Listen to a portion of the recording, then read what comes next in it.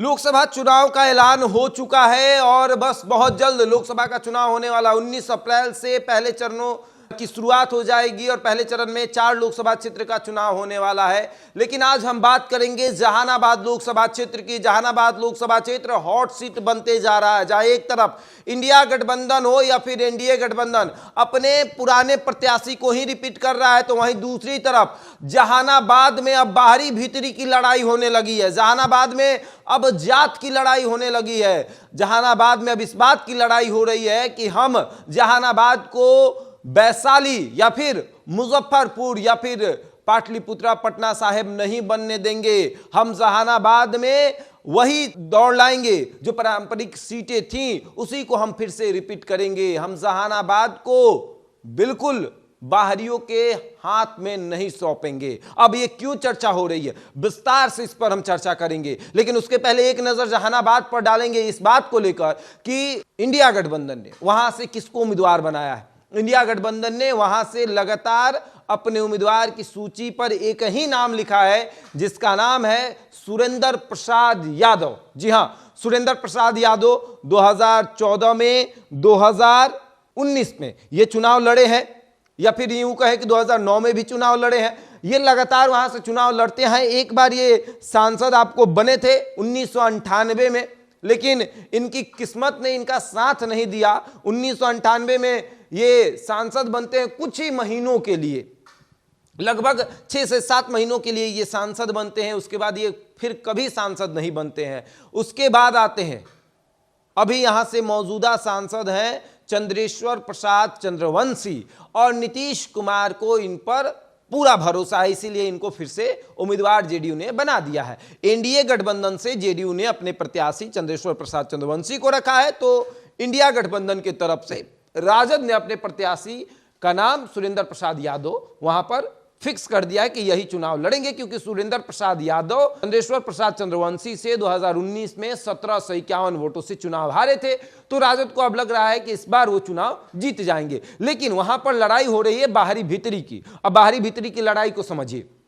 बाहरी भीतरी की लड़ाई इस बात को हो रही है कि सुरेंद्र प्रसाद यादव गया के रहने वाले हैं, वो जहानाबाद के रहने वाले नहीं है, और चंद्रेश्वर प्रसाद चंद्रवंशी पटना के रहने वाले हैं, वो भी जहानाबाद के रहने वाले नहीं है।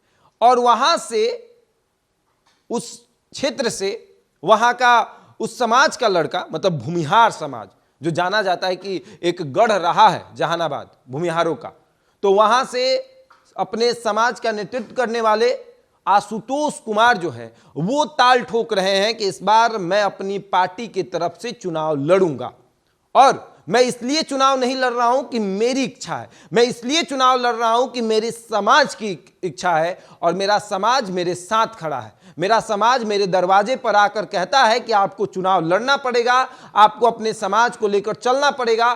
तब मैंने ये डिसाइड किया कि मैं चुनाव लड़ूंगा, और आशुतोष कुमार को समर्थन मिल रहा है। आशुतोष कुमार ने बीते दिनों अरुण कुमार से भी मुलाकात की। कौन अरुण कुमार? ये वही अरुण कुमार हैं जो कि 2014 में जहानाबाद से सांसद होते हैं।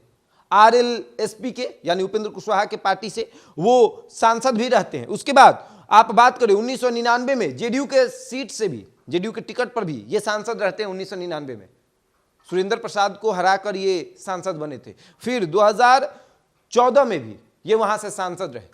तो अरुण कुमार का जो आशीर्वाद है वो आशुतोष कुमार को मिला है। आशुतोष कुमार कल जाकर अरुण कुमार से मुलाकात करते हैं।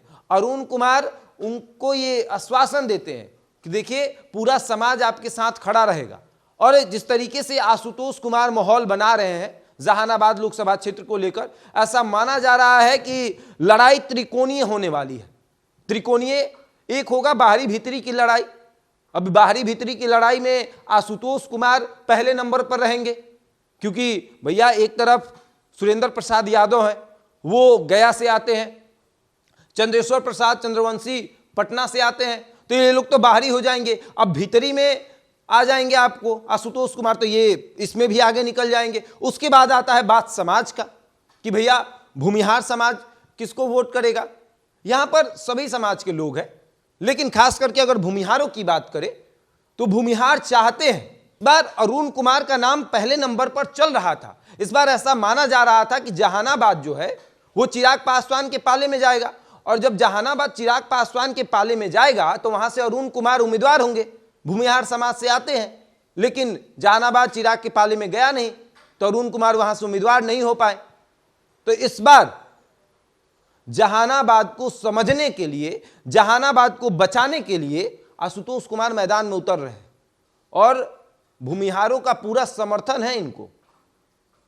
भूमिहार लगातार चाहते हैं कि आशुतोष कुमार मैदान में उतरे। हाँ, विरोध भी है इस बात का कि आप चुनाव लड़िएगा जीतिएगा नहीं, क्योंकि आशुतोष कुमार का दो पक्ष हो जाता है। एक पक्ष है जो विरोध करता है, लेकिन एक पक्ष है जो मजबूती से उनका समर्थन भी करता है इस बात को लेकर कि कोई तो एक है जो ब्राह्मण भूमिहार का नेतृत्व कर रहा है, जो उनको लेकर आगे चलने की बात कर रहा है। अब देखिए जहानाबाद लोकसभा क्षेत्र में क्या होता है, लेकिन त्रिकोणीय फाइट होने वाली है, इस बात पर आपको नजर रखनी पड़ेगी। और एक बात और समझना पड़ेगा कि आशुतोष कुमार के आने से भूमिहार वोट जो है वो कट जाएगा। वो ना चंद्रेश्वर प्रसाद चंद्रवंशी को मिलेगा और ना ही राजद को मिलेगा। वो मिलेगा तो आशुतोष कुमार को, और उसके बाद राजपूत ब्राह्मण इनका भी वोट जो है वो भी आशुतोष कुमार को ही मिलेगा। बहरहाल इस खबर में इतना ही। बने रहे हमारे साथ और देखते रहें द इंडिया टॉप।